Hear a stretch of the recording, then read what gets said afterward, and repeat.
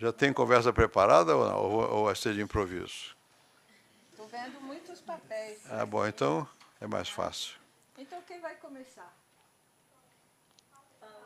Paula, quem é a Paula? Quem é a Paula? Então, Paula, faz uma pergunta. Pronto, Paula. Faz uma pergunta fácil que eu estou com sono. Pode levantar e falar seu nome, porque está gravado, e depois você senta.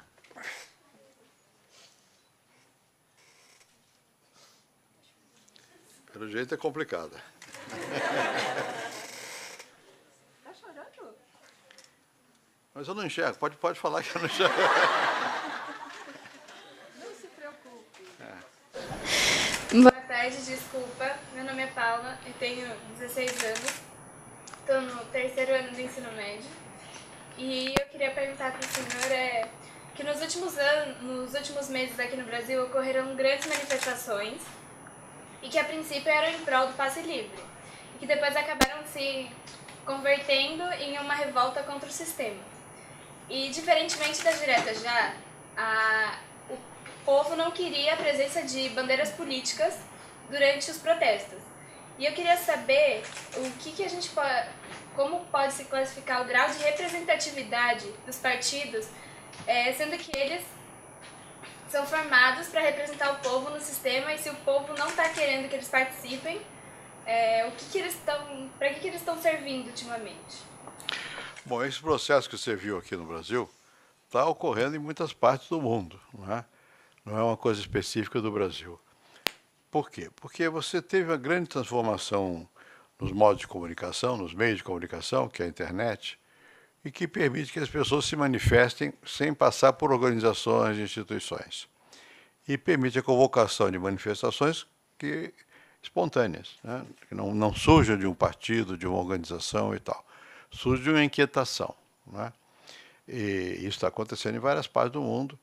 E em certas circunstâncias, quando você tem uma situação de falta de liberdade ou de falta de emprego, ou as duas juntas, essas movimentações têm ocasionado quedas de governos, né? O mundo árabe lá, a chamada Primavera Árabe, foi isso, né? Elas, em geral, acontecem quando há um fato que chama muita atenção e que contagia os outros. Por exemplo, na Tunísia, um rapaz tocou fogo dele mesmo. E aí vai tudo para o Twitter, para o YouTube, para a internet, não sei o que lá, todo mundo fica vendo, convoca uma manifestação, é uma revolta que explode. Bom, nem sempre foi assim tão virulento. Por exemplo, nos Estados Unidos tiveram um negócio chamado Occupy, que é para ocupar as praças. Ali te visava muito mais Wall Street, o sistema financeiro. E lá, como aquela sociedade mais organizada e estável, ocuparam praça e desistiram de ocupar praça. E não aconteceu muita coisa em função disso. Na Espanha, como você tinha uma situação de desemprego muito elevado, teve outro movimento chamado Indignai-vos, que provocou também muita agitação e tal. Bem, então isso é um fenômeno da sociedade moderna. As pessoas querem diretamente, saltando as representações, portanto os partidos, manifestar opiniões. E é o que está acontecendo. O que aconteceu no Brasil foi uma coisa semelhante. Em função do início, uma questão relativa à tarifa de ônibus, mas isso é um mero pretexto, porque a tarifa de ônibus subiu abaixo da inflação. E a tarifa de ônibus sobe sempre, subiu dessa vez abaixo da inflação. É verdade que é porque o governo federal não permitiu que houvesse o aumento em janeiro, foi mais tarde, foi em junho, e aí tinha aula. E sempre é mais fácil que haja movimentação estudantil quando as aulas estão funcionando. Mas começou por aí, né? Depois vão se juntando outros manifestantes. E o que surpreendeu no nosso caso foi, a mim pelo menos, foi a extensão da manifestação. Foi em toda parte. Cidade grande, cidade pequena, não sei o quê. Depois houve uma multiplicidade de razões para o protesto. E as tentativas de partidos tomarem conta não funcionaram, pelo menos até agora. Porque esses movimentos não são movimentos de partido, eles são movimentos, de alguma maneira, contra o sistema, não é nem partido, contra tudo que é organizado e tal. E o que é muito complicado, porque ou eles se cansam, como nos Estados Unidos, ou eles derrubam um governo, mas depois vem uma ditadura, como lá no Oriente Médio, E por quê? Porque não se conseguiu ainda descobrir uma maneira de fazer com que, a partir da energia gerada por esses movimentos, haja modificações nas instituições que permitam algum fluxo de opinião entre as pessoas dos movimentos e as instituições. Não se descobriu. E, ao mesmo tempo, a democracia, tal como ela é feita, que é a democracia chamada representativa, você elege alguém para te representar, e tem os partidos e tem os congressos, ela está dando a sensação de um certo cansaço. Ela não resolve o que as pessoas querem outras coisas, as pessoas não sabem exatamente o que está acontecendo nos congressos, né? E não se interessam e, ao mesmo tempo, que se revoltam. Dá a impressão que querem participar da deliberação, mas não sabem muito bem como também. Então, não tem muita solução que una a reação popular à mudança das instituições. É o que está acontecendo. O que significa uma certa desprestígio, para não falar desmoralização das instituições, uma insatisfação na sociedade. Não é a única vez que isso aconteceu. Na Europa chamava de malaise, quando houve um certo momento, não sabia o que era. Mal-estar, um mal-estar, né? Que deriva de muitas coisas e que não é muito específico, né? E é uma forma de reação diferente das formas de reação que a sociedade industrial urbana de massa estava acostumada. Por quê? Porque o que a sociedade industrial de massa se organizou, tem sindicatos, tem classe trabalhadora, luta de classe, greve, não é? Classe média. A isso nós estávamos habituados. Greve, protesto político. Mesmo no Direta Já, era um processo político contra uma situação aberrante, né? Bom, e a gente sabia, tinha a prática desse tipo de movimento. Agora não é isso. É um mal-estar que pega não só uma camada, mas muitas camadas. Pega a questão dos transportes. A dificuldade de você viver numa grande cidade, qualquer que seja México, Xangai, São Paulo, Rio, é enorme. A vida é difícil porque o transporte é ruim. E pega todos. O pobre leva 3 horas, o rico leva 1h30. Mas 1h30 é muito para o rico e 3 horas é muitíssimo para o pobre. Então todos se irritam, não é? Uma irritação de uma classe, de uma camada. É uma coisa que pega muita gente. Fica difícil você localizar a razão sociológica do porquê disso, porque pega muita gente, não é? A insegurança, que é outro fenômeno aqui no Rio, por exemplo, há muita reação agora por causa da insegurança. Também, é claro que a insegurança pega mais o pobre do que o rico, porque o rico anda cercado de guarda, mas ele está com medo também, todo mundo está com medo. O rico e o pobre está todo mundo com medo de ser assaltado, de insegurança. Vou dar um exemplo direto. Ontem à noite eu estava saindo de uma casa de uma amiga da Lídia para ir à minha casa, eu andando meia quadra com meu filho Boris, um amigo meu, um historiador. De repente havia 5 rapazes e uma correria, 2 correram para cima de nós. Eu pensei que eles foram nos assaltar. Não, eles tinham sido assaltados. Isso ali aqui em Higienópolis. Havia 3 rapazinhos, chegaram, tomaram o celular dele, foram embora. Bom, então você não tem segurança, mesmo nos bairros que aparentemente são mais tranquilos. Não tem segurança. Você imagina na periferia, onde não tem mesmo segurança, onde é pior, que matam, assassinam. Então, isso tudo cria um caldo de cultura que acaba sendo contra o que você falou aí, o sistema. Não sabe bem que sistema é esse, a vida como ela é, né? Porque pode ser o capitalismo, nos Estados Unidos é Wall Street, mas não é uma proposta diferente. Ninguém está propondo, vamos fazer uma sociedade socialista, ninguém está falando disso. Ninguém sabe como é isso. No passado sabiam, se imaginava, tinha a União Soviética, tinha um modelo, agora não tem. Então você tem um protesto contra esse mal-estar, mas não se sabe o que se quer, como é que se vai resolver essa questão. É essa a situação. O diagnóstico é fácil, a solução dele é mais difícil. Oi, tudo bom? Senhor presidente, eu e meu amigo Pedro, a gente queria saber como que essa política assistencialista ela pode interferir, ela pode atingir o homem cordial atualmente. Olha, o que é o homem cordial, na definição do Sérgio Buarque de Holanda? É o homem que reage muito mais por impulso que pela regra. Não é isso? Em vez de obedecer uma regra que é fria, abstrata, ele vai pelo impulso, no bom e no mal. Implica em discriminação, em privilégio, autoritarismo e tal. Na medida que as regras que o assistencialismo tem um componente de discricionalidade, ele faz parte da síndrome do homem cordial. Quer dizer, eu ajudo você, mas eu não ajudo aquele porque você está perto de mim e aquele não está. Né? Então, o que se chama de assistencialismo, quando tem essa conexão essa negativa, faz parte dessa cultura atrasada. Outra coisa é você prestar serviços, tá? De acordo com regras, e a todos que têm o direito e que não dependem de um favor para obter a sua vantagem. Eu sempre fui favorável a essa segunda hipótese. Mas o Brasil, a cultura brasileira prefere a outra. Prefere a outra, porque é mais atrasada aqui. A nossa cultura, ela aceita muito mais uma relação de favor, de dependência, do que eu tenho direito de. Né? Então, quando o assistencialismo toma conta, ele reforça as características do homem cordial e atrapalha, no meu modo de entender, a democracia, a modernização das regras, a noção de que todos têm direito igual, isso tudo. Oi, eu sou a Vitória e, senhor presidente, eu gostaria muito de saber, o senhor fez parte de um momento muito importante na história do Brasil, que foi a Constituição de 1988. Qual seria, na sua opinião, o maior legado dessa Constituição? Eu acho que foi o sentido de justamente do que eu estava falando agora, de direito, de democracia.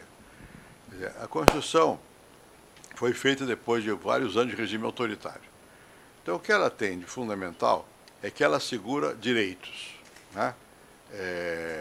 Habeas corpus, você tem direito à informação. E uma Constituição, quando é feita, elas são regras muito gerais. Leva muito tempo para que os seus efeitos se consubstanciem. Então, até agora, nós estamos vendo efeitos dessa decisão. Por exemplo, recentemente regulou a possibilidade das pessoas terem direito à informação do governo. Então, você agora tem. Mas está lá atrás, a Constituição que foi serviu de base para isso. Então, eu acho que o marco maior dessa Constituição foi essa, que era uma Constituição democrática. Né? Ela ampliou, por exemplo, a possibilidade de você reclamar na Justiça. Quem é que tem o direito de reclamar que uma lei não serve à Constituição? Antigamente era só o próprio governo, agora não. Os sindicatos podem, os partidos podem. Ela levou até um excesso de judicialização, vai tudo para o judiciário. Mas eu acho que essa é a característica da Constituição. Aliás, o principal propulsor da Constituição, que chamava-se Ulisses Guimarães, que era um deputado, presidente da Constituinte, ele chamou essa Constituição de Constituição Cidadã. Por causa disso, porque era uma Constituição que deu cidadania, deu garantias. Assim. No resto, eu acho que ela tem outras virtudes. Ela desenhou um futuro mais social, mais equilibrado, mais social-democrático. O Estado vai ter que garantir a educação, a saúde gratuita, igual para todos. Mesmo quando nós não temos isso assim plenamente, nós estamos indo nessa direção. Pega um caso específico da saúde, que todo mundo reclama. Só que antigamente não tinha nada. Não havia assistência pública à saúde. Agora é um direito do cidadão e é um dever do Estado. O Estado cumpre mal e o cidadão exige pouco, mas está lá, está avançando. Coisa que não foi conseguido nem nos Estados Unidos. O Obama não conseguiu passar o Medicare para facilitar a vida dos que não têm recursos. Aqui tem. Isso vem da Constituição. Né? A Constituição permitiu que houvesse alguma reforma agrária. Foi feita. Está avançando. Talvez até tenha chegado já aos seus limites. Enfim, eu acho que foi uma Constituição que moveu o Brasil na direção da democracia e de uma certa compensação social para diminuir as desigualdades. Ela tem defeitos, toda a Constituição tem. A parte econômica dela foi calcada ainda num período em que havia ainda a União Soviética e a Guerra Fria. Então, a parte econômica é muito cheia de restrições, de monopólios, de limitação que só o Estado pode fazer, limita muito a iniciativa das pessoas. Enfim, tem outros vícios da Constituição, que ela também tem assistencialismo, tem carreiras que são protegidas pela Constituição, não é? E, enfim, tem várias. Mas, no geral, eu acho que ela foi um passo adiante para a democracia e para uma melhor condição de vida. Boa tarde, meu nome é Pétria e eu tenho 16 anos. Eu gostaria de tratar de um assunto um tanto polêmico, mas eu gostaria de saber a opinião do senhor. Durante a ditadura, levantou-se muitas bandeiras, como, por exemplo, dizendo que a ordem traria o progresso para a nação. O que eu gostaria de saber é se o senhor concorda com isso, se o senhor acredita que os fins justificaram os meios, e se nós progredimos ou regredimos nessa época. Olha, eu acho que os fins nunca justificam os meios. Isso é uma questão filosófica. Quer dizer, tem que ter valores. Quer dizer, se você, para crescer a economia, tiver que tirar a liberdade, eu acho melhor que não cresça a economia. Né? Até porque é uma falácia. Você não precisa tirar a liberdade para crescer a economia. Então, eu não acho que os fins justifiquem os meios. A ditadura aqui no Brasil, ela foi tomando caráter diferente de um momento para o outro. No começo, nos anos 64 até 68, ela surgiu com o motivo ou o pretexto de que havia riscos do comunismo. Né? Então, ela surgiu para garantir a democracia. Pouco a pouco, ela foi deixando de garantir a democracia. Em 68 houve uma modificação da ditadura pelo um ato institucional número 5, que mudou regras mais fundamentais, e pouco a pouco foi acabando com a democracia, né? Mantendo alguma aparência, mantendo o Congresso funcionando, mas o respeito a direitos humanos não, por causa de tortura, o respeito à lei também não, porque suspendiam habeas corpus, você não tinha direito de se defender em muitas circunstâncias, usaram violência, etc, etc. Bom, qual era a justificativa que eles davam para isso? Justamente que os fins eram bons porque o Brasil, primeiro, se salvou do comunismo, coisa que não foi por causa da ditadura, é porque acabou. Segundo, a de que tinham garantido o crescimento econômico. É verdade. Em certos momentos. A economia não é uma coisa que dependa só dos governos, depende de como os capitais no mundo se relacionam. Então, há certos momentos que a economia capitalista cresce e noutros ela entra em crise. Bom, no caso do Brasil, a primeira fase da ditadura, 64, 68, eles fizeram, de fato, algumas mudanças institucionais que eram favoráveis a uma economia de mercado.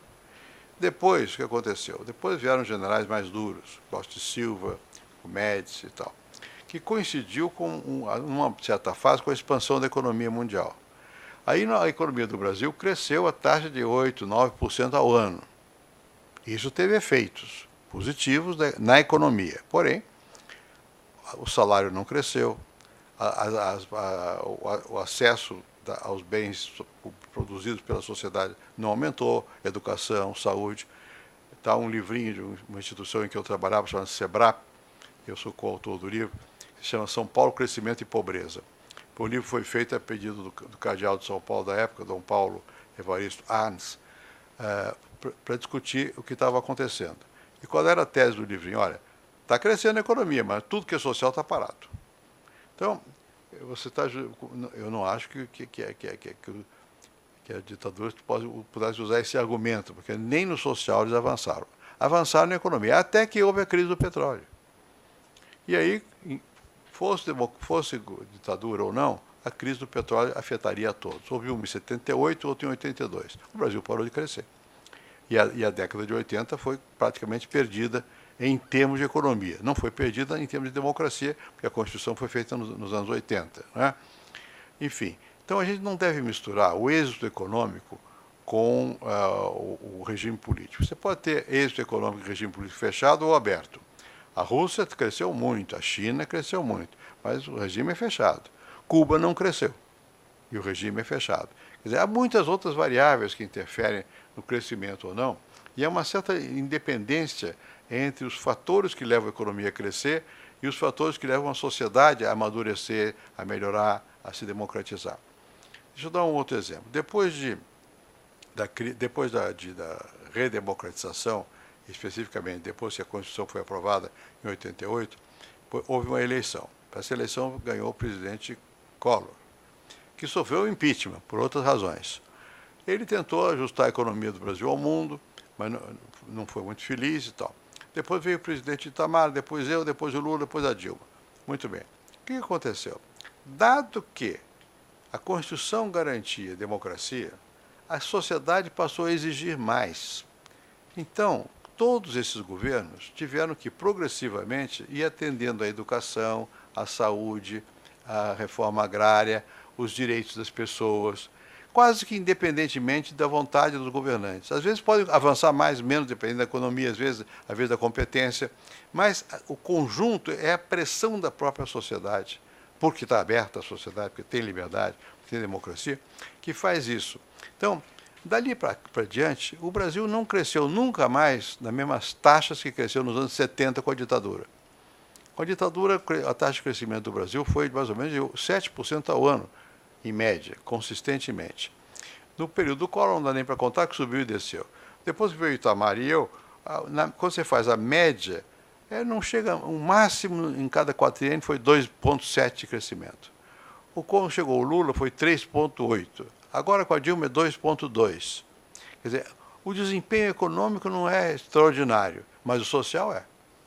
Você pode ver, os últimos dados que foram publicados sobre os últimos 20 anos, você vê que melhorou tudo. Diminuiu melhorou a distribuição de renda, melhorou o salário mínimo, aumentou a escolaridade. Então, essa obsessão e essa ligação de que o país só vai bem quando a economia cresce, não é verdadeira. O país vai bem quando a sociedade cresce. Se amadurece. Claro que tem que ter um mínimo. Quando você tem um país que não tem economia, Portugal, Espanha, hoje está perdido, está em crise. Não estou dizendo isso. E claro que também é verdade que quanto maior a taxa de crescimento, melhor. Mas não basta a taxa de crescimento, tem que vir o amadurecimento da sociedade.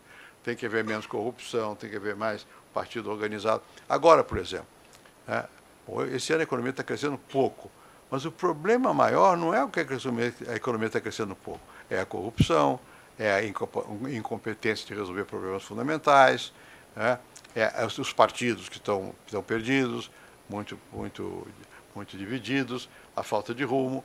Então, a gente tem que evitar o que se chama de economicismo, que é acreditar que resolveu a economia, resolveu tudo. Não, a economia é uma condição importante, mas não é suficiente. Tem que resolver outras coisas. E, portanto, esse argumento de que a ditadura foi boa, porque cresceu a economia, eu não aceito. Olá, boa tarde. Meu nome é João Pedro. Fiz aqui algumas continhas e queria saber uma confissão do senhor com relação ao que teremos o ano que vem aqui no Brasil. Com relação à Copa de 1950 e com relação à Copa de 2014, quais seriam ou quais são as coisas que vão ficar boas, os legados que vão ficar bons para o país, com relação à educação, com relação à melhoria de transporte, a parte política, toda a parte social no país? Não sei se isso vai, como eu posso dizer, melhorar 100% muitas coisas, ou com relação ao que havia em 1950 melhorou muita coisa. Olha aqui, o Brasil vem melhorando desde que nasceu, né? E vai continuar melhorando, eu espero. O Brasil, se a gente tirar a conjuntura e a raiva momentânea, e olhar em termos históricos, né, poucos países tiveram um grau de crescimento tão significativo quanto o Brasil e a construção de uma sociedade, digamos, mais aberta como é o Brasil, né? Quer dizer, então, eu não tenho um pessimismo histórico. Eu acho que é o contrário, você tem boas condições de avançar. A discussão é outra. Qual é a direção desse avanço? Segundo, qual é o ritmo desse avanço? E isso também não é em geral, depende em que área, né? Pega um dos elementos que você mencionou aí, educação. Educação é um elemento que todo mundo fala, é dramático, difícil e tal e coisa. Bom, o que acontece? Você teve no Brasil a incorporação crescente das novas camadas ao sistema educacional. Não era assim, né? Houve acesso à escola, generalizado. Houve uma ampliação das vagas. Tá? Qual é o problema da educação? É mais grave do que o acesso. É que provavelmente o conteúdo do que se ensina não é satisfatório para as pessoas que estão lá. Então você tem a evasão escolar por desinteresse e tal, e você tem uma educação muito desigual. Certas escolas, sobretudo as privadas, no caso do ensino primário e mesmo secundário, são de melhor qualidade do que as públicas, quando as públicas é que são as mais importantes, porque são as que dão acesso à maioria. Não é? Na universidade, ao contrário, em geral são as públicas que têm melhor qualidade, há muita desigualdade de qualidade, e nós não conseguimos ainda, na escola que é fundamental, que é a escola básica, primária, de dar ensino de tempo completo. Então, você diz, eu acabei de dizer, o Brasil melhorou porque nós tínhamos muito mais gente fora da escola, hoje tem muito pouca gente fora da escola, né? Portanto, o analfabetismo, que quando eu fui presidente ainda era um problema, deixa de ser, olhando para frente, né? Mas a pessoa fica na escola 2, 3, 4 horas, o que é insuficiente. E o que ela aprende lá nessa escola? Será que ela está aprendendo aquilo que ela precisa? Será que os professores estão treinados suficientemente para responder o que os alunos querem? Não, então tem muito problema. E nós vamos estar sempre reclamando. O que não quer dizer, quando você olha historicamente, que não tenhamos melhorado. Eventualmente, num ou outro ponto, pode ter piorado, né? Vou dar um exemplo, na infraestrutura. Na infraestrutura, o Brasil fez um esforço muito grande nos anos dos militares. Foi feito o sistema de comunicação, de telecomunicação, que nessa época expandiu esse sistema, fizeram umas estradas e tal. Bom, depois deu uma paralisada, depois retomou em várias áreas. Pega o sistema de telecomunicações. Nós conseguimos, em muito poucos anos, levar o Brasil para a idade contemporânea, para a internet, né? E hoje você tem, não sei exatamente, tem 200 milhões de celulares no Brasil. Quando eu fui ministro da Fazenda, tinha 2 milhões. 2 milhões. Mas nós fizemos medidas, privatizamos, aumentamos a tecnologia, hoje tem 200. Todo mundo reclama, eu também reclamo, esse negócio da porcaria de celular, caelinha. É verdade. Mas não tinha nada. Não tinha nada, né? Hoje você tem. Hoje você começa a ter acesso à internet. Mas, meu Deus, é tão lenta essa internet, não dá certo, não tem nem 3G, quanto mais 4G. E isso vai ser sempre assim. É da dinâmica da vida, você querer mais. Agora, se você julgar como não como cidadão que está ali querendo, mas como historiador, como alguém que tem uma visão macro, o Brasil está melhorando. As Copas. Bom, obviamente, você poder disputar a Copa Mundial é um incentivo. É bom, é mal, depende de como se faça isso, né? Existem estudos sobre isso. Por exemplo, uma cidade chamada Barcelona, na Espanha, se beneficiou bastante de ter tido as Olimpíadas, na verdade, lá. Se beneficiou bastante. Bom, isso não aconteceu em todas as cidades. A Grécia fez e não se beneficiou, né? Por quê? Porque aí depende de como você faça. Aqui no Brasil, eu tenho dúvidas sobre o efeito da Copa no que diz respeito, por exemplo, fizemos muito estádio em lugar que talvez não precisasse, né? Bom, vai ficar lá elefante branco, o custo é alto, né? A ideia foi, bom, mas nós vamos com a Copa e com as Olimpíadas, a Olimpíada é só o Rio, mas a Copa, nós vamos aumentar o acesso do serviço público. É possível que haja aumento, mas está muito lento, né? Está tudo um pouco atropelado, o custo está muito elevado. Isso, digamos, é erro nosso, de não planejar, de querer fazer politiquice, agradar todos os estados, então faz estádio em toda parte, usar dinheiro público para fazer estádio, para depois virar um negócio privado, que é a Copa. E está na rua a gritaria do pessoal sobre o mau uso do dinheiro, né? Então, o julgamento pode ser que venha a ser severo com relação a isso, né? Por exemplo, eu estive na África do Sul. A África do Sul, os aeroportos melhoraram bastante. Estádios tem vários, talvez inúteis. O custo lá foi mais baixo que aqui. Se você olhar uma planilha de custo mundial, e tem, os nossos são sempre muito mais altos. Por quê? Aí tem corrupção no meio, tem facilidades e tal, né? Então, agora, você não pode negar que você ter a chance de fazer a Copa do Mundo, a Olimpíada, não seja um incentivo para o país.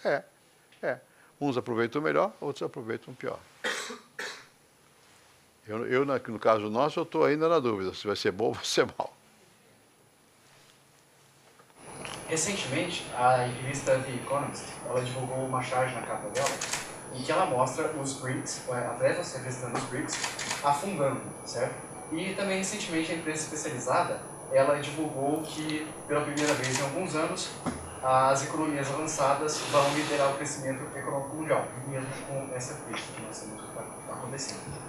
O senhor acredita que o Brasil continuará com um baixo crescimento, um crescimento cada vez mais decrescente, e perderá o espaço no cenário internacional? Bom, BRIC, você sabe, foi uma invenção feita em 1999 pela Goldman Sachs. Era um modo de chamar países muito separados uns dos outros, de que eles teriam a chance de crescer, que era o Brasil, a Índia, a China e a Rússia. Né? Bom, eles, países em comum, só tem uma coisa: todos têm população grande. Né? O resto não tem muita similitude no modo como eles são, nem nada. A população é um fator importante para o PIB. Por que o nosso PIB é elevado? Porque nós temos muita gente. A Índia tem muita gente. Então, o resultado final dessa muita gente dá um produto bruto grande. O que não quer dizer que um país como a Dinamarca, que tem um PIB pequeno, não viva melhor do que o Brasil. Porque certamente a renda per capita é muito mais elevada, a distribuição de renda é melhor e tal. Então, o que você tem de BRIC foi a ideia: esses grandes contingentes populacionais vão se integrar à economia global e vão crescer, e como eles são muitos, eles vão ter uma coisa elevada. E tinha o exemplo da China, que é um país cujas taxas de crescimento são muito elevadas. Só que a China tem uma economia centralmente planificada e com controle com mão de ferro. Então eles podem segurar o pessoal no campo para não fazer pressão urbana, eles podem diminuir, não dão assistência social nenhuma para forçar você a poupar. Enfim, e você tem uma poupança enorme. Bom, são muito diferentes uns dos outros. Com a crise de 2006, 2008, né, as coisas começaram a mudar um pouco. Por quê? Qual foi o grande, digamos, palanca, como chama isso, catapulta do crescimento a partir de 2004? Foi a China. Porque a China crescia muito, crescia 10, 11, 12% ao ano, e a China não tem comida suficiente, não tem terra e nem toda a matéria-prima que ela necessita. Então a China provocou um boom no preço das mercadorias desse tipo, commodities. Né? Provocou um boom. Esse boom beneficiou todos os países que produzem comida e minérios. Basicamente, esse boom liberou a América Latina, por exemplo, da dívida externa. Todos os países. Por quê? Porque os produtos que nós exportamos tinham um valor maior do que o que nós importamos, relativo. Isso nos deu excedente de capital, pagamos a dívida externa, melhorou a situação. Esses países aprenderam a controlar a inflação. Então, houve um momento, Bom, acontece que a economia é sempre dinâmica. Veio a crise. Com a crise, aqui primeiro os mais afoitos, isso não é crise, é marolinha, não chega aqui. Bom, com a crise, todos os países perderam, todos, né? E continuam perdendo. Com uma crise da magnitude dessa que ocorreu aqui, não é uma crise que você possa sair dela facilmente. O mundo tem noção ainda do que aconteceu na crise de 29 e 30. O que aconteceu lá? Quando começou a crise, ou seja, o consumo deixou de crescer e sobrava produção e os capitalistas deixaram de investir, os bancos centrais controlaram o dinheiro e os bancos deixaram de emprestar. Então, houve quebradeira generalizada, parou tudo. Né? E os bancos centrais disseram, não, nesse momento nós temos que controlar os gastos. Parou tudo. Bom, isso deu uma crise por muitos anos, porque parou a atividade econômica. Depois teve todas as teorias do Keynes, que é um economista famoso aí, que mostra que é importante você jogar um pouco mais frouxamente, o Banco Central pode atuar de outra maneira, é preciso, em certos momentos, preferir a liquidez. O que aconteceu nessa crise? O Banco Central americano, que é o mais importante do mundo, atuou de maneira oposta ao que foi feito em 29. Ele inundou o mundo de dólar, papel moeda, dólar, e salvou os bancos todos que estavam quebrados nos Estados Unidos, até discutivelmente. Salvou, nem discutiu quem é culpado, não é culpado, quem deu o cano, quem não deu. Ele deu dinheiro para todo mundo. Inundou os Estados Unidos de dólar. Com isso, ele provocou também uma confusão no mundo todo, porque a taxa de juros caiu. A taxa de juros hoje é negativa. Você pode pegar dinheiro emprestado, que os juros é mais baixo do que a inflação. Está dizendo agora, parou a restrição de você ter acesso ao dinheiro, e, portanto, você não vai quebrar. Parou a quebradeira. Né? Mas criou dificuldades. Por quê? para um país como o nosso, aqui do Brasil, ele valorizou o real, que foi parar lá em cima, e quando o real valoriza, diminui, aumenta o preço do valor das exportações da moeda local, da moeda internacional. Desvalorizou, então ficou caro exportar. E ficou barato comprar lá fora. Os brasileiros passaram a viajar, a comprar lá fora, importar muita coisa, e a produção aqui, manufatureira, sofreu, porque ela não tem como expandir, porque os preços dela ficaram elevados em moeda externa, porque o real ficou muito valorizado. Então, isso já foi um efeito, né, consequência da política americana lá. E não só, mas enfim, estou simplificando para dar um exemplo. Então, criou uma imensa dificuldade. A Europa não fez o que os americanos fizeram. A Europa estava com os bancos, também como os americanos, muito mal. Bom, o que eles forçaram os governos a salvar os bancos, mas não salvaram os governos. Então, os governos europeus estão todos endividados. Aí é mais complicado que tem um Banco Central só, a União Europeia, não sei o que lá, e a política fiscal é separada da política monetária. É uma série de confusões. O fato é que os países europeus estão todos... Os países estão sem gás e os bancos também não estão lá muito bem e o consumo não aumentou. Então, a Europa está engatinhando. Tem desemprego muito elevado. Bom, a China, como é mais controlada, ela segurou agora a exportação e está forçando o consumo. Mas ela está mudando um pouco as suas prioridades. Com isso, ela está baixando o valor dos produtos de commodities, o que nos afeta aqui também. Bom, é provável que numa crise dessa natureza, que desorganizou tudo, mas que não foi catastrófica como a crise de 29, porque não paralisou a economia completamente, a não ser na Europa, que deu um desemprego maior, no resto não, deu nos Estados Unidos, deu o quê? 7%. Na crise de 30 foi 25%, 30%. Né? Bom, então é provável que dessa crise saia na frente os países que tiverem capacidade de criar novas áreas de investimento. Isso se faz com novas tecnologias. Os americanos estão fazendo. Eles estão desenvolvendo tecnologias novas da energia. Shale gas se chama, é uma maneira nova de extrair gás. E também agora petróleo. Vai mudar muito a geopolítica da energia.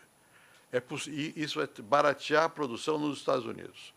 Está fazendo com que empresas que estavam na China, no México, sei lá onde, estão voltando para os Estados Unidos. Então, é provável que os Estados Unidos, daqui a 2, 3 anos, estejam de novo retomando o crescimento. Né? Então, isso é uma expectativa de que você possa sair da crise por esta via. Um país como o Brasil tem que prestar muita atenção nesse momento, porque ele não pode errar nas suas apostas estratégicas.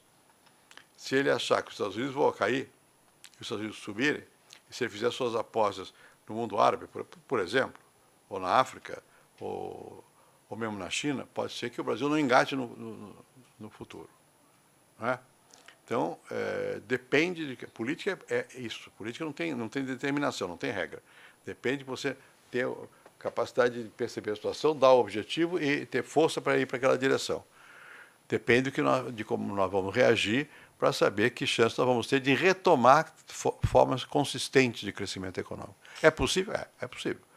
O Brasil é um país que tem recursos de gente, está num bom momento demográfico, porque ainda não tem tantos velhos e já não tem tantas crianças, tem uma força de trabalho vigorosa, tem problemas, que é treinamento dessa força de trabalho e educação, porque crescentemente você vai precisar de gente com empregos que requerem especialização, tem problemas de infraestrutura, só ver o que está acontecendo agora, você produz e não consegue exportar, tem que resolver esses problemas e tem que acertar a visão do futuro. Então, aí podemos voltar a ter taxas de crescimento razoável. O mesmo vale para os outros BRICS. Eles não vão se comportar da mesma maneira. Eu acho que a China tem capacidade suficiente, tem liderança suficiente para sair do buraco, voltar a crescer. Né? Eu acho que seria bom que ela crescesse.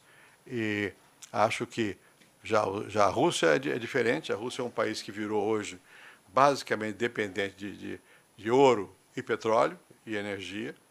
Pode ser que a revolução energética dos Estados Unidos afete isso aí, né? Porque eu não sei de que maneira isso vai se desdobrar, mas pode afetar. Eu não sei se a China tem tais coisas.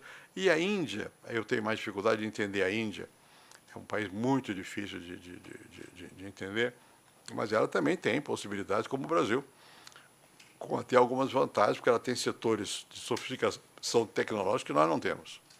A Índia tem a vantagem que a língua lá geral é o inglês, portanto, isso passa mais rápido os fluxos de inovação, de treinamento e tudo mais, mas a Índia tem, com respeito a nós, uma diferença negativa, que a pobreza é muito maior e a estrutura social é muito mais fechada. Nós aqui, bem ou mal, temos mais mobilidade. Você não tem tantas restrições, tanto preconceitos de classe como tem na Índia. Então é isso. Mas isso aqui é palpite, hein? Não é análise.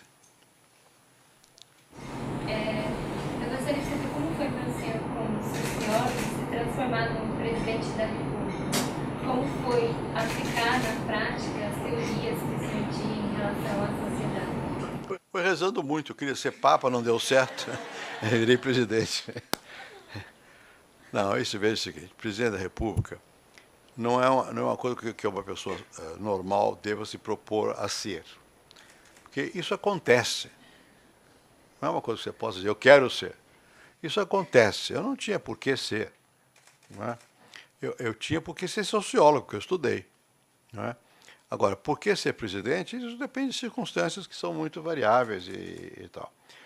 Agora, é útil ser sociólogo para ser presidente da República? Pode ser. Pode ser, que te dá uma certa compreensão do processo humano, né? Pode ser útil. Às vezes pode também ser uma dificuldade, porque você pondera demais, você quer ser muito objetivo, e a política às vezes requer menos objetividade e mais paixão, né? Mas, no geral, você ter conhecimento em ciências humanas, eu acho que é uma coisa que a economia, sociologia, psicologia, antropologia ajuda a você entender os processos então te treina um pouco nessa direção. Eu tive treinamentos também políticos, porque não adianta você ser um sociólogo, não vira presidente. Uma vez um amigo meu, chama-se Jorge Castaneda, escreve livros aí, escreveu sobre Guevara, e ele foi ministro das Relações Exteriores do México. Tinha deixado de ser, ele queria ser presidente da República. E ele era professor da Universidade de Nova York, NYU. E eu estava lá nos Estados Unidos e ele me convidou para dar uma aula lá na NYU. Eu dei. Aí, no final da aula, ele mudou de língua, do inglês para o português, e me disse assim, do inglês para o espanhol, e me disse, como é possível um ministro do exterior virar presidente da República? Porque eu fui ministro do exterior, ele era. Eu digo, muito simples, vai ser ministro da Fazenda. Porque, de fato, se eu virei presidente da República, é porque eu fui ministro da Fazenda. E por engano da natureza, de repente, o presidente Itamar teve essa ideia, que não estava no mapa e não era adequada, provavelmente, mas eu consegui controlar a inflação. Foi isso que me deu a chance de ser presidente da República. Você pode perguntar, ao ser sociólogo, isso te ajudou a operar o controle da inflação? Sim, junto com outras coisas. Eu fui senador também. Então, eu tinha uma certa noção da estrutura de poder, de como funcionava o Congresso, de como funcionava o governo. Então, não é só por ser sociólogo, porque também eu tinha uma certa experiência política, né? E tinha alguma noção de economia também. Então, me ajudou. A passagem não foi do sociólogo para o presidente, foi do sociólogo para uma experiência política, dessa experiência política para uma vida administrativa como ministro, depois da vida da economia. Eu tinha formação anterior, eu trabalhei na CEPAL, que é um centro de economia da América Latina. Eu sou sociólogo, mas eu não sou completamente ignorante em economia. Enfim, é um conjunto de fatores. E depois tem um outro dado que não vem daí. Você, para ser qualquer coisa no mundo político, você tem que ter capacidade de liderar. Quer dizer, você tem que entender os outros, motivar os outros e comandar os outros. E isso não é para o sociólogo que aprende. Isso não é nem nenhuma disciplina específica, é um treinamento. E até certo ponto, enfim, uns têm, outros não têm. Capacidade de falar com certa clareza, de motivar. E é muito variável. Você vê, o Lula tem. O Lula não passou pela escola. Eu tenho, eu passei por muitas escolas. Não é por isso. É uma coisa muito mais capacidade que a pessoa pode... não quero falar mal de ninguém, mas a Dilma não tem essa capacidade E passou por escola. Né? Há outros que não passaram por escola também não tem. Tem alguma coisa que é da pessoa, que é a capacidade enfim, de se motivar, de se interessar pelo outro, de se motivar, de se entusiasmar, de convencer e tal, de ter uma certa flexibilidade para aceitar o outro. Né? Quando eu estava no governo, iam lá falar comigo, saíam todos dizendo, o presidente concordou comigo. Eu não concordei em nada, eu ouvi. Né? Mas você ouvir já é metade do caminho. Porque as pessoas que querem ser ouvidas. Né? Então, e ouvida pelo presidente, né? Você ouve. Depois você não pode ter preconceito. Aí o sociólogo ajuda. Você não pode dizer, bom, esse fulano sei lá, é um malandro, é um esperto, é um ladrão, é isso, é reacionário. As pessoas são e não são tudo isso. É mais complicado. E o seu papel não é catalogar os outros, é trazer com que os outros venham para o seu lado, que os outros adiram, que eles mudem, que eles venham para a sua posição. Gente que é muito categórica, eu sei o que é bom, sei o que é mal político. É mal político, porque vai ficar contando, você é mal, você é boa, você é má, você é boa. Você afasta. Não, vamos pegar a má e transformar em boa, dependendo do que nós chamamos de boa, que depende dos valores que tem em jogo. Né? E você tem que ser mais aberto para poder... Gente que é muito dogmática, não funciona, pode funcionar numa ditadura, mas em sociedades democráticas não, porque você tem que ter a capacidade de persuadir, de convencer. Não é só isso, você tem que ter força para obrigar também. Mas obrigar só não resolve, você tem que convencer além de obrigar. E isso são outras características que não derivam só do sociólogo. Ser professor ajuda.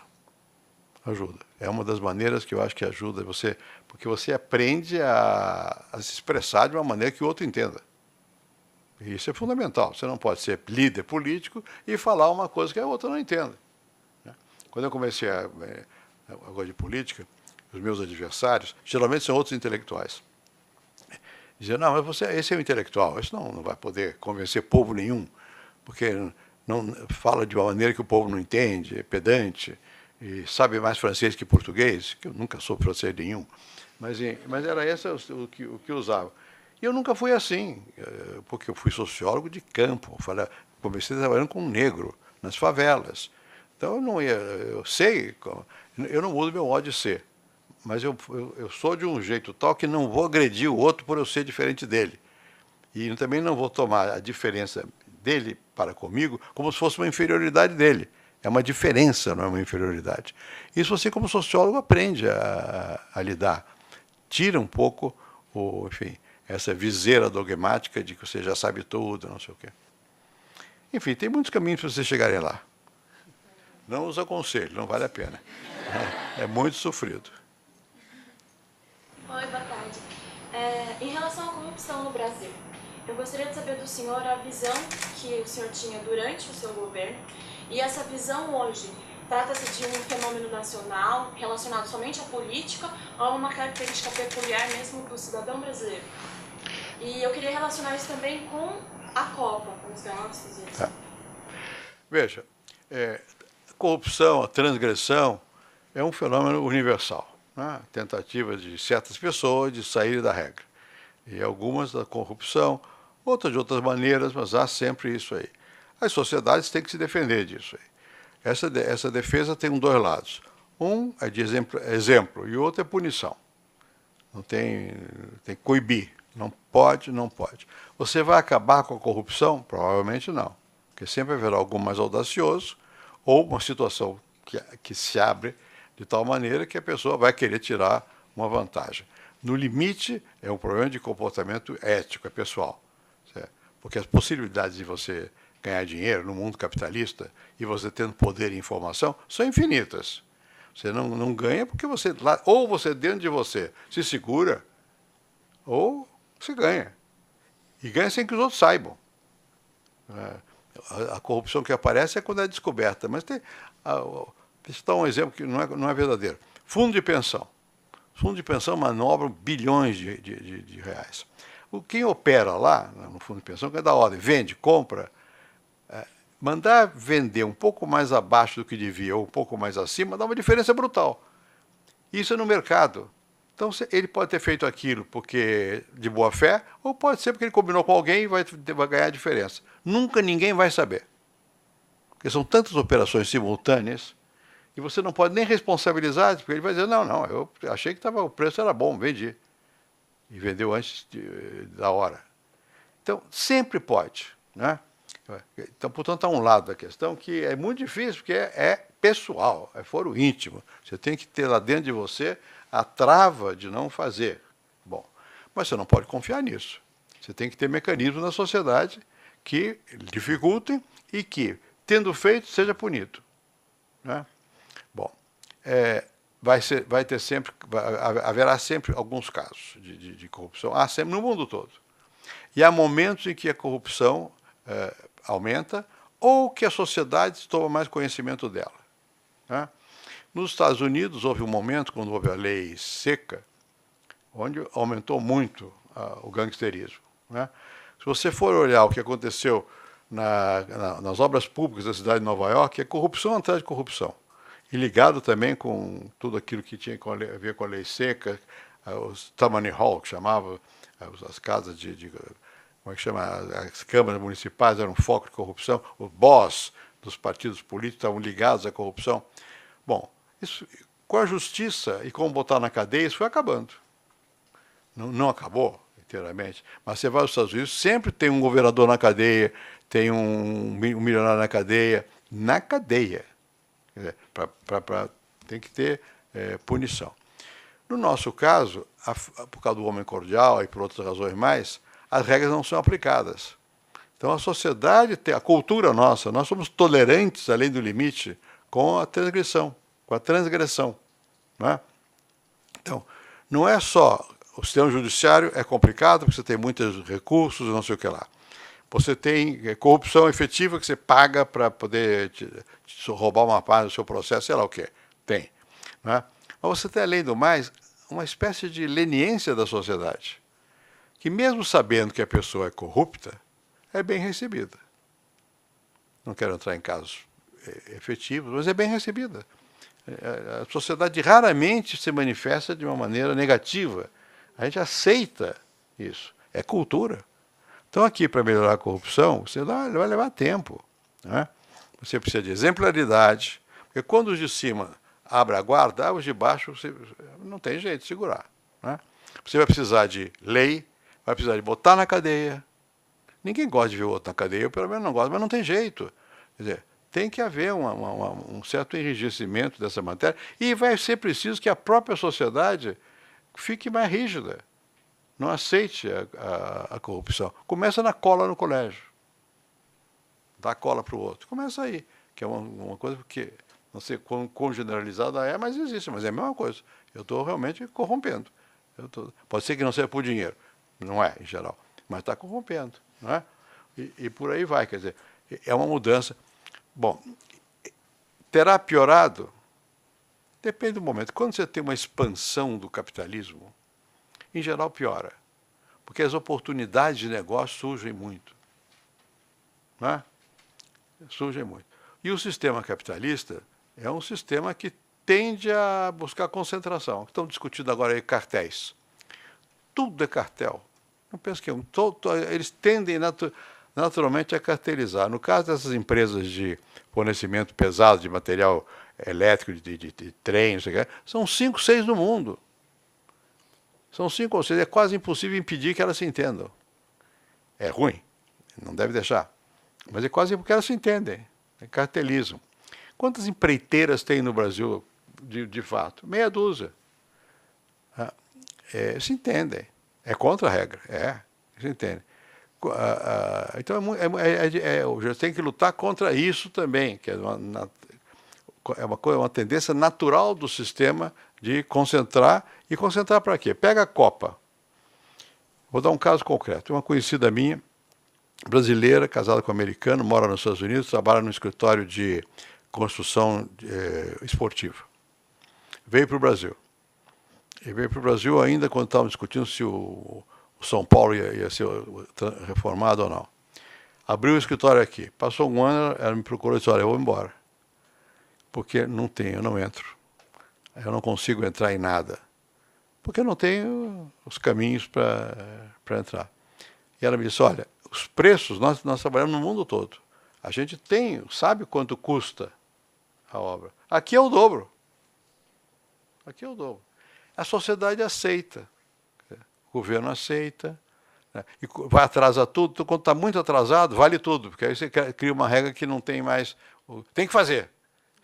Custa o que custar. Essa desordem, esse atraso, beneficia a malandragem. Porque você não planeja. E nós achamos que é chato planejar, é chato ter burocracia. Burocracia não, é chato mesmo, mas enfim, você ter trabalho, detalhar, ter um projeto executivo, leva tempo. Não, nós vamos fazer rápido. O Brasil, na hora H, vira tudo. Vira. E quanto custa? E no meio disso, quando você tem dinheiro, tem necessidade de fazer, o preço vai lá para a lua. Né? Então, é um processo, não é que a gente tenha desânimo contra ele, mudou, quer dizer, você hoje tem muito mais controles do que tinha, A própria Polícia Federal é mais ativa hoje do que foi. Né? Ela foi se reorganizando, não sei o quê. Então, você tem. Mas reitero, no mundo todo, você tem outro problema mais complicado, que é como financiar a democracia. Quem paga o custo das campanhas? Quem paga os partidos? Né? Em geral, os grandes escândalos surgem daí. Né? E você vê isso aconteceu nesse momento na França. Sarkozy está lá, tendo que responder por uma doação. O Chirac, que foi presidente, está complicado porque fez o que aqui se faz em quantidade. Nomeou uma porção de gente para a prefeitura para que a gente trabalhasse para o partido. Né? Citei da França só para provocar a Daniela, que é francesa. Mas em Portugal, leio os jornais da Espanha, eu leio o País, que eu gosto muito, todo dia. É uma loucura. Todos os dias tem um caso novo, onde nós aqui ainda não vimos, mas tem também, que é na Espanha o grande escândalo se dá hoje nas municipalidades e nas regiões, quer dizer, estados e municípios. Porque a grande imprensa, ela olha muito mais o federal. Quando ela baixar o olho para ver o que acontece nos municípios, aí é um escândalo. Até por incompetência, porque não tem como controlar. Né? Bom, então nós vamos ter que trabalhar muito no Brasil ainda para avançar, mas termino dizendo como comecei. Não há que não haja corrupção nos Estados Unidos. Mas o que havia no tempo dos anos 20, não tem mais, porque a lei passou a existir e tal. Aqui vai ter que ser assim também, quer dizer, vai levar um par de décadas, mas vai ter que avançar. Nas últimas campanhas presidenciais, né, nos últimos 8 anos, notamos que parece que o candidato, sofre duras críticas pelo principal partido que faz oposição ao PSDB. Né? Porém, nós notamos que essas críticas são contraditórias, porque no plano econômico o PT manteve a mesma política do seu governo. Os programas sociais, iniciaram o seu governo, ampliaram. E a privatização que eles sempre criticam, né, o atual governo aí abriu concessões nos aeroportos, né, em parceria público-privada. Nos seus últimos artigos, no Globo, Estado, eu noto que o senhor pede maior afinco do seu partido que faça uma oposição comprometida, séria. Né? E a minha pergunta é, existe oposição atualmente? Qual é o papel da oposição? O que se esperar da oposição atualmente no nosso país? Bom, veja o seguinte, você não pode poder ter nunca um regime democrático sem oposição. Né? O que aconteceu no nosso país com respeito à oposição? Entendendo por oposição, a oposição que os partidos fazem. Né? Bom, os nossos partidos, todos, se transformaram crescentemente em partidos congressuais. Eles existem no Congresso. Né? Eles não existem fora do Congresso. Fora do Congresso tem diretório, mas o diretório se reúne de vez em quando para discutir poder interno. Quem é o presidente, quem não é. Não é para discutir questões do povo. Não é para discutir temas de interesse da população. Então, isso foi fazendo com que fosse para o partido pessoas que têm interesse burocrático no controle do partido e não pessoas que têm interesse genuíno dos temas, nas políticas, etc, etc. Não é, eu estou exagerando, nem todo mundo é assim, mas há uma tendência nesse sentido. E os partidos passaram a existir só no Congresso. Bom, nos últimos tempos, primeiro por causa da expansão que houve na economia brasileira e no bem-estar da população, de alguma maneira o executivo passou a não levar o Congresso ao debate. Né? A partir do presidente Lula, a ideia foi, bom, não vamos mexer mais, ele não fez nenhuma reforma que precisasse mexer na Constituição, nada. Então não precisava, porque a economia estava indo bem em função talvez do que tinha sido feito antes. Mas no começo ele ainda fez alguma coisa, depois parou. Não precisava mais do que 50% dos votos, mas eles queriam ter 80%, queriam hegemonia política. Bom, não para fazer a reforma, mas para ter hegemonia. Bom, como é que você consegue tanto apoio? Você consegue tanto apoio você esvaziando o poder político do Congresso e dando ao Congresso vantagens. O Congresso passou a atuar muito mais para atender os interesses dos seus eleitores através do governo federal. Emendas, liberar emendas, ter gente do Congresso no Executivo, levar para lá os apaniguados do partido. Os ministérios foram rachados entre tendências para os partidos e para as tendências dos partidos, né? Foram partidarizados. E o Congresso deixou de debater assuntos gerais. Então, deixou de debater. Quando eu fiz a privatização, foi uma briga louca no Brasil inteiro. Quebrar o monopólio da Petrobras é uma briga tremenda, discussão todo dia, debatia, gente a favor, gente contra. O que vai fazer com a Vale do Rio Doce? É a mesma coisa. O que vai fazer com a Caixa Econômica? O Congresso debatia, a imprensa debatia, a sociedade debatia, fazia manifestação, me botavam nos tribunais, era um inferno. Mas era vivo, havia um debate, havia uma agenda. A agenda sumiu. O governo crescentemente governa com medida provisória, e como o Congresso tem 80%, está calmo, e porque está dando resposta do que eles querem, não há debate. O governo passou os congressistas passaram a atender aos seus eleitores. Quem são os eleitores dos congressistas brasileiros? Não é o povo. São as instituições intermediárias. Quem que elege um deputado? O nosso sistema não é distrital, é um sistema uninominal e proporcional. Você seleciona o seu eleitor. São Paulo tem 32 milhões de eleitores. Você pode pegar qualquer um deles que vale para ser deputado federal. Você nem sabe quem eles são. Agora, você tem que ter algum instrumento para pegar o voto. Quem é o instrumento? Uma prefeitura, um clube de futebol, uma igreja, uma empresa. Esses são os eleitores. O deputado que está lá, o senador, satisfaz aos seus eleitores. Vai buscar apoio no governo federal para aquilo que interessa aos seus verdadeiros eleitores, que não é o povo. Isso tem a ver com o nosso sistema eleitoral. O povo entra aí de retórica, mas não é. O povo não demanda nem sabe quem votou, e o deputado também não dá bola para a massa de eleitores, dá bola para os grandes eleitores, que são as organizações. Então, e como esse sistema começou a funcionar, e o governo passou a trabalhar com muita liberdade. E não há debate no Congresso. A presidente do Lula, eu creio, fez uma mudança na lei do petróleo. Bom, não houve debate nenhum, só houve um debate a respeito dos royalties do petróleo, do pré-sal, que não existem. Isso vai ser daqui a 10 anos, quando existir e tal. O Congresso obrigou para saber do dinheiro futuro. Vem cá, minha boquinha. Não saber, agora é boa a reforma? Valia a pena mudar? Fazer partilha em vez de não sei o quê? A Petrobras vai ter capacidade de... Ninguém discutiu nada. Agora, a presidente Dilma mandou uma lei sobre mineração. É importantíssima. Não tem um discurso. Ou se tem, não recua.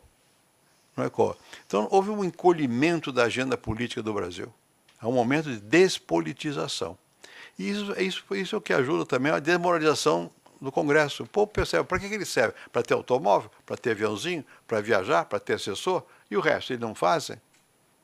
Porque houve uma mudança. É grave essa coisa, essa distorção que se deu no nosso sistema. Agora, como a presidente Dilma tem menos capacidade de convicção, de convencer os outros que o presidente Lula, e ela tem mais rigidez em certas áreas, começa a haver algum debate contra ela.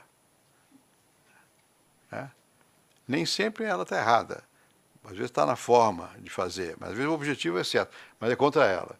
Então começa a haver algum debate de uma maneira truncada. Não houve abertura de debate, há só manipulação. Isso faz parte um pouco daquele estudo, como da primeira pergunta que vocês me fizeram. O Brasil, de uns anos para cá, vive um momento de um Brasil virtual, que tem muita mídia, muita propaganda, muito dinheiro em propaganda, muita capacidade de marketing, e é um Brasil de maravilha. Você ouviu na televisão, ou lendo jornais do interior, está tudo resolvido. Está tudo resolvido. Minha casa é minha vida. Os títulos são bons, né? Agora, no dia a dia, a vida não é assim, é mais difícil. A vida está cara, tem a inflação está começando a pegar, o transporte é um desastre, né?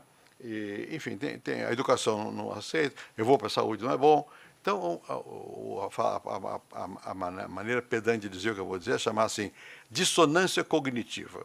Quer dizer o seguinte, que aquilo que as pessoas veem no dia a dia não tem nada a ver com, com essa crosta do discurso geral.